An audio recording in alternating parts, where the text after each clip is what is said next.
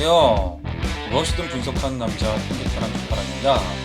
지난 시간에 제가 이제 PCA 주성분 분석에 대해서 말씀드렸는데요. 자, 주성분 분석과 더불어서 차원 축소 기법의 대표적인 분석 방법인 요인 분석에 대해서 오늘은 말씀을 드릴 수 있도록 하겠습니다. 자, 팩터 어널리시스, 인자 분석이라고도 하는데요. 자, 요인 분석과 이제 주성분 분석은 둘 다 어떠한 차원을 축소하는 기법이라는 점에서는 공통적입니다. 그런데 이제 차이점에 대해서 되게 여러 가지 책들로 설명이 많이 되고 있어요. 되게 많이 되고 있는데 그냥 쉽게 얘기해서 그냥 주성분 분석 같은 경우는 어떤 선형 결합 함수에서 주성분을 찾아낸다 이렇게 생각을 할 수 있는 반면에 요인 분석 같은 경우는 어떤 잠재 변수인 요인을 찾아서 그 요인들 간의 선형 결합 함수를 표현하는 것이다. 따라서 선형 결합 함수를 그 바탕으로 하는지 아니면 표현하는 것인지 이런 것들이라고 이제 보시면 되겠고요. 그리고 이제 PCA 주성분 분석의 목적은 어떠한 총 분산 설명 정도, 분산의 설명 정도를 이제 표현하는 데 있는 반면에 요인 분석은 공분산 내지 상관관계를 표현하는 데 초점을 맞추고 있다. 이런 정도로만 아시면 될 것 같아요. 너무 어렵게 들어가서 사실 실익은 없는 것 같습니다. 자, 오늘도 굉장히 좀 신텍스가 되게 많이 구현되어 있는데요. 이것을 이제 결과를 보면서 좀 말씀을 드리는 게 나을 것 같습니다. 자, 일단 첫 번째부터 먼저 보실게요.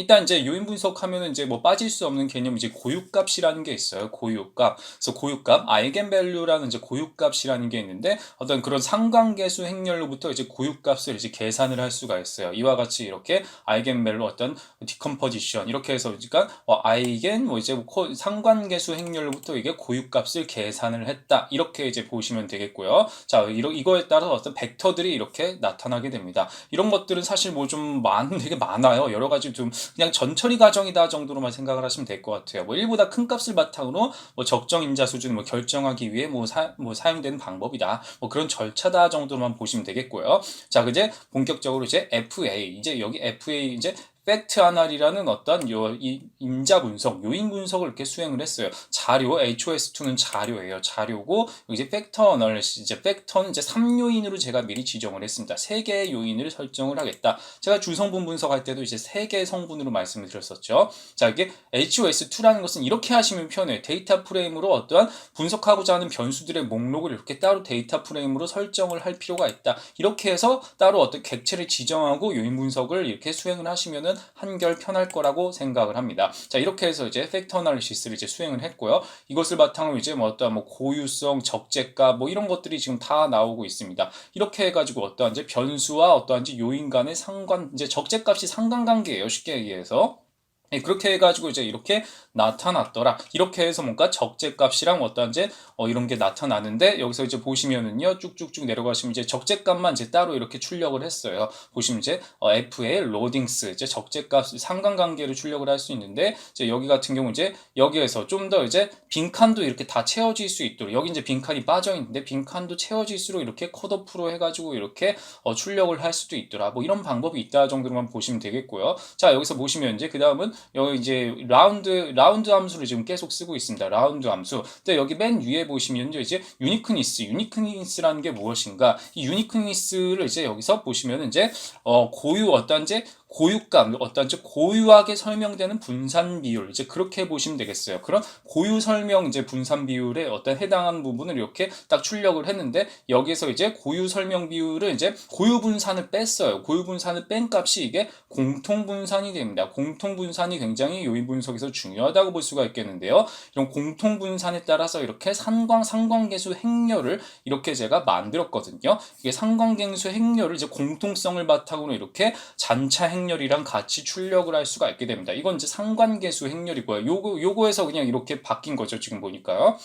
상관계수 행렬 이렇게 해서 여러 가지가 출력이 되고요. 이제 이거는 잔차 행렬이더라. 잔차 어떤 개수, 이제 잔차 개수 행렬을 이제 나타냈다라고 보시면 되겠고요. 자, 이렇게 해가지고 어떠한 이제 잔차라는 것은 결과적으로 관측된 상관계수에서 재현된 상관계수를 뺀 값이다. 이런 정도만 알아두시면 될 것 같아요. 자, 이제 R에서 되게 재밌는 어떤 분석이 하나 있다면요. 바로 이제 시각화가 되게 잘 돼 있다는 것이죠. 그래서 시각화 이런 어떠한 상관계수 행렬에 따라서 과연 요인과 변수 간의 어떤 어떤 상관관계는 어떻게 시각화할 수가 있는가, 그것을 이렇게 저는 이제 요인도라는 것을 통해서 만들었습니다. 팩터 플롯이라는 건데요. 자, PSYCH라는 어떤 이제 패키지를 다운을 받아서 이렇게 팩터 플롯으로 제가 이렇게 표현을 해보았습니다. 팩터 플롯에서 이제 보시면요, 이것은 이제 요인 1과 요인 2의 어떠한 이제 그 상관관계를 나타내는 이제 부분이라고 보시면 되겠죠. 자, 여기 이제 팩터 1로 이제 치우쳐 있을수록 그러니까 요인 1과 관련이 깊은 변수들이고요. 2로 치우쳐져 있을수록 2와 관련이 깊은 것이다. 뭐 이렇게 생각을 하시면 되겠죠.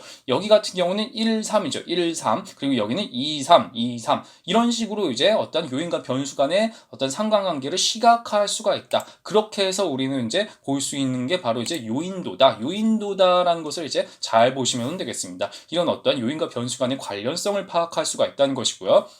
자, 그리고 제가 이제 시각화 다룰 때 그때 히트맵에 대해서 말씀드린 적 있죠. 히트맵. 자, 히트맵을 이렇게 시각화하면은 조금 더 보기가 편해요. 자, 어떤 변수와 어떤 요인 간의 어떤 부분을 컬러의 어떠한 이제 뭐 명도나 채도에 따라서 이렇게 진하게로 나타내는 부분이 무엇이다? 그러니까 이제 요 요인, 팩터 1과 팩터 2와 이제 관련이 깊다. 팩터 3과 관련이 있다. 이렇게 한눈에 좀 바라볼 수 있다. 이런 것이 좀 더 편리하다라고 생각을 하시면 되겠습니다. 이렇게 편리한 어떠한 이제 부분들이 무엇이다? 이런 건 이제 히트맵이다. 히트맵을 제가 이렇게 G플로츠 R컬러뷰러라는 어떤 패키지를 적용을 해서 이렇게 출력을 했다. 어떤 적재 값에 따라서 이렇게 컬러로 표현을 할 수가 있다. 우리는 그렇게 생각을 해볼 수가 있다는 것입니다. 이렇게 해서 값의 강도에 따라서 데이터를 색깔로 구분한 히트맵을 표현을 할 수가 있다. 그리고 인자와 변수 간의 관련성이 크면 색은 짙다라고 볼 수가 있겠는데요. 자, 그리고 이제 요인과 어떠한 이제 변수 간의 연결관계를 경로도표로 만들어 보겠습니다. 구조방정식에서 쓸 수 있는 건데요. 자, 보시면요, 이렇게 팩터 1, 2, 3에 따른 어떠한 이제 경로, 파란색이 이제 뭔가 약간 긍정적인 관련이 있다라고 보시면 되겠어요. SEM 플롯이라는 패키지를 실행을 해서 이렇게 SEM 패스, 경로도를 이렇게 출력을 할 수가 있더라. 이렇게 요인 분석에서 경로도까지 이렇게 출력을 할 수가 있다면은 한눈에 더 뭔가 파악하기가 좀 쉽지 않겠습니까? 이렇게 해서 요인과 변수 간 연결관계를 적재값으로 살펴본다. 그것이 이제 경로도이더라. 이렇게 우리는 생각을 해볼 수가 있다는 것입니다. 자, 이렇게 해가지고 이제 시각화 기법을 간단히 살펴봤고요. 자, 계속해서 이제 다른 것들을 좀 볼게요. 이제 보시면 스쿼어스는 이제 어떤 요인 분석의 요인 점수예요. 요인 점수를 통해서 우리는 이제 다음 단계 어떤 인자를 축약해서 점수를 산출할 수가 있다. 그렇게 이제 살펴보시면 되는 부분이고요. 자, 이런 점수를 바탕으로 또 다른 시각화를 할 수가 있어요. 또 다른 히트맵을 시각화한 게 있는데요. 자, 보시면 어떤 그라데이션을 통해서 제가 이렇게 시각화를 했어요. 보시면 이제 뭐 여기서 이제 아까 이제 히트맵이 나왔던 것과 달리 여기는 이제 어떤 개체예요. 개체. 변수가 아니라 개체인데 개체에 따라서 이렇게 각각 어떠한 이렇게 나타난다. 어떠한 이런 것들 요인 점수에 따라서 이렇게 시각화를 해서 어느 정도의 관련성이 있는지 살펴볼 수가 있더라. 이런 히트맵을 출력을 해볼 수가 있다는 것입니다. 따라서 어떤 여기서 이제 개체별로 어떤 이제 어떤 이런 것들이 어느 세 가지의 어떤 변수죠. 변수에 따라서 어느 정도의 그 약간 상관관계가 있는지 뭐 그런 것들을 이제 볼 수가 있다는 것이고요. 자, 이런 식으로 해서 이제 시각화를 할 수가 있음을 잘 기억을 해두시고요. 자, 그 다음에 이제 지금까지는 우리가 아까는 그 FA 이제 팩터 어널리시스의 뭐 방법을 여기서 이제 팩트 어널이라는 함수를 통해서 수행을 했습니다. 자, 이건 말고 또 다른 방법으로도 이제 함수를 이제 수행을 할 수가 있다는 것인데요. 그냥 FA라는 함수를 통해서도 이제 팩터 어널리시스 이제 요인 분석을 수행을 할 수가 있다는 것입니다. 그런데 이제 어떤 FA 같은 경우는 이제 어떤 PSCH라는 어떠한 이제 패키지를 다운을 받아서 수행을 하게 되는데요. 이것은 뭐 기본적으로 뭐 방법은 크게 다르지는 않은데 좀 더 어떤 로테이트 이제 베리맥스를 제가 이제 적용을 했어요. 이제 SPSS 할 때 제가 이제 요인 분석할 때 베리맥스 많이 쓴다고 제가 말씀드렸었는데 베리맥스뿐만 아니라 여기 이제 방법에서는 아까 이제 맥시멈 이제 라이클리후드라는 이제 최대우드법을 이제 아까는 썼었는데요. 그것뿐만 아니라 이제 팩트어널 함수랑 달리 FA에서는 그러니까 최대우드법뿐만 아니라 뭐 다른 방법들도 이제 제공을 하고 있어요. 어떠한 이제 뭐 최소잔차법, 뭐 가중최소제곱법, 일반화 최소제곱법, 뭐 약간 뭐 주축 요인 뭐 이런 것들 다 이게 제공을 한다는 것이에요. 그런 것들 이제 블로그에 제가 옵션은 이제 설명이 드려놨는데 어찌됐든 조금 더 FA에서는 다양한 추출 방법을 제공을 하고 있더라. 그렇게 이제 생각을 할 수 있도록 하겠습니다. 이런 함수가 있구나라는 것들도 보시면 되겠고요. 자, 보시면 이제 그 밑에는 아까 했던 거랑 뭐 크게 다르지는 않아요. 뭐 이런 것들 이제 ML 뭐 이런 것들을 해가지고 이제 어떤 이런 것들 쭉쭉 나와 있죠. 이렇게 해서 쭉쭉 나와 있고 자, 여기 보시면 이제 밑에 뭐 요인 적재량이죠. 적재량. 그리고 이제 적재량 점수, 요인 점수 이런 것도 이제 보시면 되겠고요. 요인 가중치도 이렇게 출력을 할 수가 있어요.